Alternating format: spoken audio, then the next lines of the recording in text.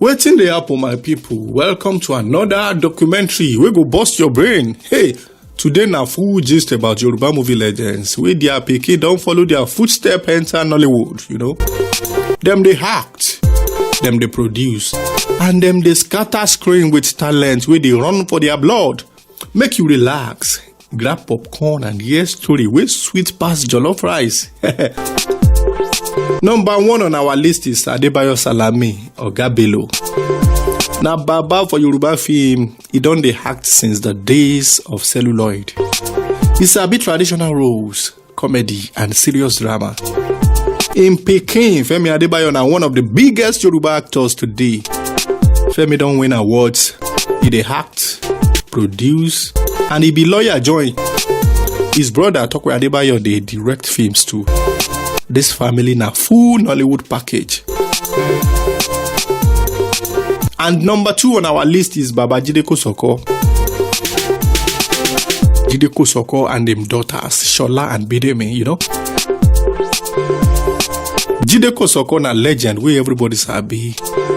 He don act for over 40 years. He dey play king, chief, and elder roles wey dey touch heart. Him daughters, Sola Kosoko and Bidemi Kosoko, don carry the torch. Dem dey act for Yoruba and English films.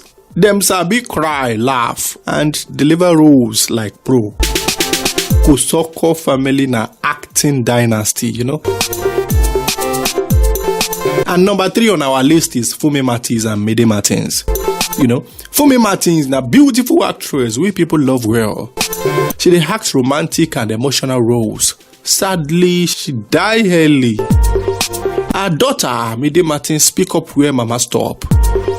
Mide dey act, produce, and she marry actor Afiz Owo. Dem be power couple for Yoruba film. Mide dey always talk say her mama inspire her, And number 4 on our list is Sunday Omobolanle, Papi Luwe, and in Peking, Sunkanmi. Papi Luwe na comedian wey dey make people laugh since the 80s. Him style na slapstick comedy and funny facial expression. In Peking, Sunkanmi Omobolanle dey act serious and romantic roles. He sabi direct too, Dem get different style but same blood. Omobolanle family dey represent any day, anytime, And number 5 on our list is Baba Peter Fatomilola and Ayobami. Peter Fatomilola na Baba wey dey act herbalist, priest, and wise elder roles. He sabi chant incantation, and he be real life Ifa priest. Him son, Ayobami Fatomilola, dey act too. He dey follow Papa style, dey play traditional roles. Dem dey promote Yoruba culture, Fatomilola family na culture ambassador. And number 6 on our list is Olayewala, Ojopagogo and Jamiu. Baba Ojopagogo na actor and musician. He dey act serious roles and he sabi sing traditional music. Though few people know this. Him son, Jamiu Ojopagogo, dey act and direct. He dey do action films and he sabi martial arts. Dem dey work together sometimes. Ojopagogo family dey blend music with film, And number 7 on our list is Kudirat Odukomi. That is the Iyabo and Bisi Aisha, Iyabo na strong woman wey dey act stubborn mama and market woman roles. She get presence for screen. Her daughter, Bisi Aisha, dey act too.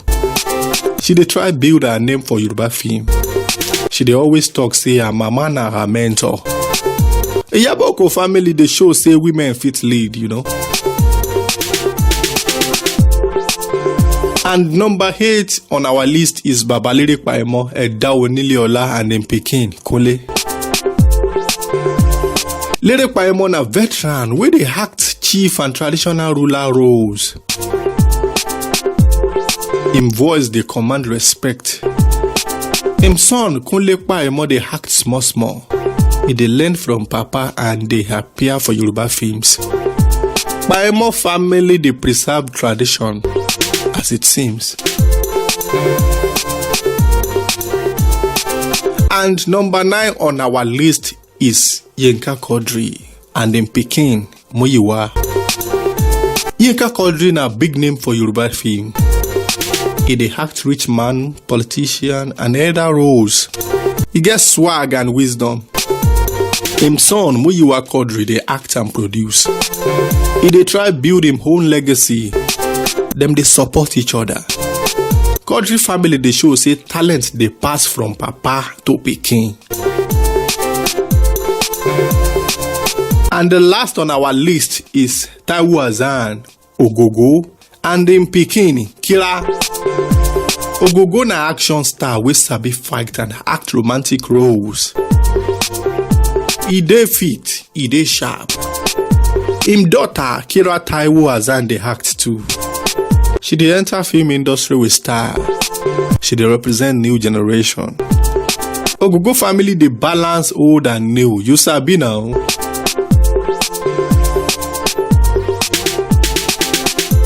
No be only these 10 families. Other families they act together. No be only these 10 families.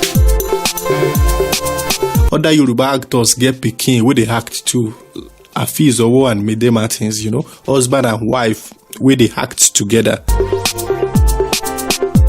Yomi Fashlanso, him son they show interest small. Ronke Ojo dey okay.